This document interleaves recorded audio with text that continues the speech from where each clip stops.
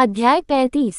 मिल्टियड्स के नाम परिवर्तन ने रईसों को आश्चर्यचकित कर दिया, क्योंकि अतीत के सम्राटों के लिए अपना पहला नाम बदलना अनसुना नहीं था, लेकिन किसी के लिए अपना अंतिम नाम बदलना भी अभूतपूर्व था।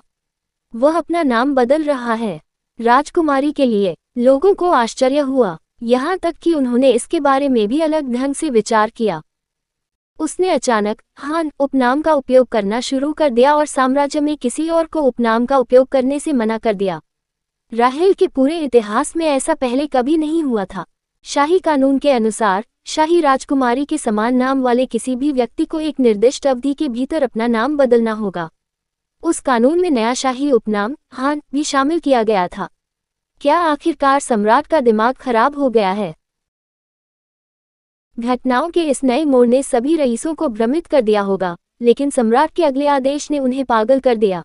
मैं केवल उसी महारानी को चुनूंगा जिसे मेरी बेटी ने मंजूरी दे दी है, उन्होंने एक दिन घोषणा की। इससे पहले कभी इस तरह का आदेश नहीं आया था। सभी सरदार हैरान रह गए। इसका कोई मतलब नहीं है। मैं थक गया हूँ, मैंने आकाश की ओर देखते हुए कहा। मैं 6 साल की परिपक्व उम्र में ही जीवन से थक चुका था। अगर कोई मुझसे पूछे 2 जिंदगियां जीना कैसा लगता है, मैं तुरंत उत्तर देता, ये थका देने वाला है। मैं पूरी ताकत से चिल्लाया और घास में लौट गया। मेरे व्यवहार को देखकर लूसियाना और मार्गरेट ने एक साथ आह भरी। हर कोई मेरे साथ ऐसा क्यों कर रहा है? क्या ऐसा इसलिए है क्योंकि मैं सुंदर हूँ? ये स्पष्ट है। मैं फिर चिल्लाया। मेरी सारी परेशानियां उसी दिन शुरू हुई जिस दिन मैं हेलेन से मिला। तब से कई युवा महिलाएं मेरे पास आती थीं। पहले तो मुझे लगा कि यह एक संयोग है, लेकिन उनकी निगाहों ने मुझे कुछ और ही बताया। वे सभी मुझे ऐसे देख रहे थे जैसे शिकारी अपना शिकार खोज रहे हों। मुझे ऐसे लोगों के बीच रहना पसंद था जिन्हें मैं अपनी बड़ी बहनें कह सकती थी, लेकिन ये बहुत ज्यादा था।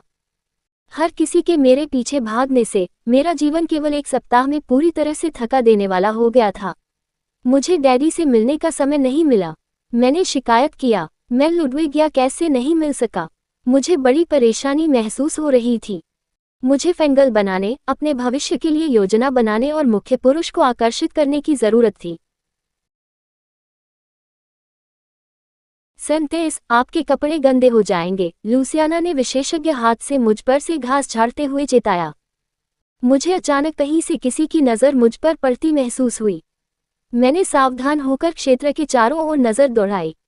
शुक्र है, केवल 2 लोग जिन्हें मैं देख सका वे लूसियाना और मार्गरेटे थे। हालांकि यह अजीब था, क्योंकि मैं अभी भी असहज महसूस कर रहा था। देखे जाने की भावना दूर नहीं हुई। लूसी, हाँ महाराज, कुछ ठीक नहीं है, मैंने उससे कहा। मुझे लग रहा था कि मेरे साथ कुछ बहुत दुर्भाग्यपूर्ण घटित होने वाला है। क्या कोई मौका है? मैंने एक बात कह दी जो मेरे दिमाग में आई, कि मुझे मिठाई के लिए मैकरोन मिल रहा है। लूसियाना का चेहरा ठिठक गया। मैंने उसे बुदबुदाते हुए सुना, इसीलिए इतनी अच्छी समझ वाला बच्चा पैदा करना बुरा है, उसकी सांसों के नीचे। फिर उसने कहा, हमने आपके लिए एक विशेष स्वास्थ्यवर्धक कद्दू पाई बनाए हैं। अगर यह विशेष है तो इसका मतलब है कि इसमें ब्रोकोली है। मैंने अनुमान लगाया, ऐसी दुष्ट वस्तु मनुष्यों के लिए अखाद्य थी। मुझे यह नहीं चाहिए, मुझे मैकरोन दो। ये महामहिम के आदेश थे। मैं कराह उठा। अगर कोई और होता तो मैं भड़क जाता, लेकिन मैं अपने पसंदीदा व्यक्ति पर गुस्सा नहीं कर सकता। मेरे पिता का प्यार खट्टा मीठा था। क्या ये सर्वोत्तम है जो आप कर सकते हैं? क्या आप निश्चित हैं? हाँ, ये है, लूसियाना ने कहा। आपको फिट और स्वस्थ बड़े होने की जरूरत है। उसने मुझे उठाया और मेरे घुटनों पर लगी गंदगी को साफ किया। चलो यहीं अपनी सैर खत्म करें और वापस अंदर चलें। कैद का मेरा अनिच्छुक जीवन। मैंने अपने पैरों से खेला। मार्गरेट ने कहा, जब महल में उपद्रव हो तो सुरक्षित रहना महत्वपूर्ण है। आप कभी नहीं जानते कि क्या होने वाला है। कुछ पहले से ही है, लूसियाना ने उत्तर दिया। क्या वह मेरे पीछे भाग रही सभी महिलाओं के कारण ऐसा कह रही थी? कई बार उसकी मुस्कान डरावनी होती थी। उदाहरण के लिए, अभी की तरह। महल में अचानक इतनी सारी महिलाएं क्यों हो गईं? मैंने जोर से सोचा। वह फिर मुस्कुराए। यह कोई ऐसी चीज नहीं है जिसके बारे में आपकी उम्र के बच्चों को चिंता करने की जरूरत है। मेरे पास शब्द नहीं थे। लूसी मतलबी थी, अकेली उस कुछ झाड़ियों के पीछे छिपा हुआ था। अगर अब कोई उसे देखता तो साम्राज्य के प्रधानमंत्री को ऐसी स्थिति में देखकर भयभीत हो जाता, लेकिन अचिलियोस को इसकी कोई परवाह नहीं थी। आखिरकार महामहिम को देखने का यह एक दुर्लभ अवसर था। साम्राज्य की अधिकांश युवा महिलाएं उसे पकड़ने की आशा में महल में थीं। सम्राट की नज़र, इसलिए ये राजकुमारी की एक झलक देखने का एक शानदार मौका था। उसने इस तरह के दिन के लिए बहुत लंबा इंतजार किया था। अकेलियोस ने मार्क्विस बार्टोल्ज को मिल्टियड्स का ध्यान भटकाने के लिए मजबूर किया। जब वह बाहर निकल गया, जब उसने जी भर कर अमीलिया को देखा तो वह संतुष्टि से हंसा। वह प्यारा है, वह फुसफुसाया, विस्मित हुआ। घास में लौटते समय भी वह प्यारी लग रही थी। उसने अपनी छाती पकड़ ली और आगे की ओर झुक गया। उसकी सांसें थम गईं। महामहिम बहुत मतलबी हैं। मैं विश्वास नहीं कर सकता कि उन्होंने उसे सब कुछ अपने तक ही सीमित रखा है। एक दशक में पहली बार अकेलियोस को मिल्टियड्स के प्रति नाराजगी महसूस हुई। मैंने पूरे दिल से उसकी सेवा की है। ये किसी विश्वासघात से कम नहीं है। अकेलियोस को बच्चे बहुत पसंद थे और उसे प्यारी चीजें भी बहुत पसंद थीं। तो अमेलिया जैसे प्यारे बच्चे को देखना उसे पागल करने के लिए काफी था। जब अमीलिया अपनी नौकरानी से बात कर रही थी तो उसने अपना सिर नीचे कर लिया। उसे लगा कि उसके फेफड़े फटने वाले हैं। वह बहुत प्यारी थी, वह बिल्कुल प्यारी थी। उसके बारे में सब कुछ प्यारा था। उसके मोटे गाल, मुस्कुराने पर उसके गड्ढे, उसकी चमकदार लाल आंखें। उसे अचानक पछतावा महसूस हुआ। उसे जाना चाहिए था। उसे राहेल को उसके हाल पर छोड़ देना चाहिए था और मिल्टियड्स के पीछे होलीवियोस साम्राज्य तक जाना चाहिए था। अकेलियोस ने अपना सारा अफसोस और नाराजगी कैलियन पर निर्देशित की। कैलियन, उसने मन ही मन कसम खाई, मैं इसे कभी नहीं भूलूंगा। इस नई नाराजगी के पीछे एकमात्र वास्तविक प्रेरणा ये थी कि कैलियन को सबसे पहले अमेलिया के बारे में पता चला। इंतजार। उसने संभवतः लूसियाना के पास उस नौकरानी से कुछ बार नजरें मिलाईं। वह इधर उधर भाग दौड़ कर रहा था और यह सुनिश्चित कर रहा था कि वे उसे देख न सके, लेकिन किसी तरह वह ठीक ठीक जानती थी कि वह कहाँ है। क्या उसका नाम लूसियाना था? उसने उसे पहले भी देखा था। अपनी पीठ सीधी करते हुए अकेलियोस ने अभी उस पर और गौर करने का फैसला किया ही था कि उसने देखा कि कोई अमेलिया के पीछे जा रहा है। मैंने हताशा में अपनी बाहें पार कर लीं। मेरे बार बार पूछने के बावजूद लूसियाना ने मुझे ये बताने से इनकार कर दिया कि क्या हो रहा था। क्यों नहीं? मुझे संदेह था। ऐसा लगा जैसे वह मुझसे कुछ छिपा रही हो। लूसी, मुझे लगता है कि खेलते समय मेरा कंगन गिर गया। मैं इसे बाद में ढूंढूंगा। नहीं, मुझे यह अभी चाहिए, कृपया। उसने मेरी ओर घूर कर देखा, लेकिन मैंने जवाब में मासूमियत से उसकी ओर पलकें झपकाईं। आखिरकार वह आह भरते हुए मुझे मार्गरेट के साथ अकेला छोड़कर चली गई। मार्गरेट, हाँ महाराज, तुम्हें पता है क्या हो रहा है? ठीक है। मैंने अपने हाथ जोड़ लिए और उसकी ओर देखा। मेरी प्यारी निगाहों के प्रभाव में उसने अपना संयम बनाए रखने की कोशिश करने के लिए एक गहरी सांस ली। मैं सच जानना चाहता हूँ, क्या हो रहा है? अच्छा, उसकी आवाज़ कांप रही थी और उसकी आंखें चारों ओर घूम रही थीं।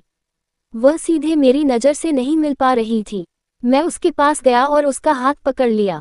मैं जानना चाहता हूँ। उसने अपना मुंह कसकर बंद कर रखा था।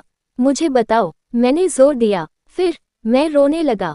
आप नहीं कर सकते। मार्गरेट ने अपनी छाती को पकड़कर फिर से सांस ली। डी लुसियाना को यह मत बताना कि मैंने तुम्हें बताया था। वह अंततः सफल हो गई।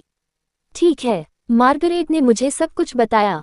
एक बार जब मैंने सुना कि पिताजी ने मुझे अपनी महारानी चुनने का अधिकार दिया है, तो मेरे मन में केवल एक ही विचार आया, उन्होंने मुझ पर बम गिराया। मुझे एक पल के लिए विश्वासघात का दंश महसूस हुआ, लेकिन चूंकि उसने मुझे चुनने का अधिकार दिया, इसलिए मैंने उसे माफ करने का फैसला किया। उसने जो कुछ भी किया मैं उसे माफ कर दूंगा। मुझे करना पड़ा। वह मेरा पसंदीदा था। उद्धरण चिन्ह ... तो यही कारण है कि सभी महिलाएं आपकी ओर आ रही हैं, मार्गरेट ने समाप्त किया। ठीक है, मैं समझ गया, मैंने उत्तर दिया। अगर ऐसा होता तो उनसे निपटना आसान होता। मार्गरेट, लूसी को लाओ। कंगन मिल जाने पर क्या वह वापस नहीं लौटेगी? ठीक है। मैंने मार्गरेट को वह कंगन दिखाया जो मैंने गुप्त रूप से छिपा कर रखा था। ये यही है। मैं थोड़ा हंसा जब मार्गरेट ने मेरी ओर से कंगन की ओर देखा और फिर अविश्वास से वापस आई। अनिच्छा की दृष्टि से उसने एक भारी आह भरी और चारों ओर नजर दौड़ाई। यहाँ रहो, कहीं मत जाओ, उसने कहा।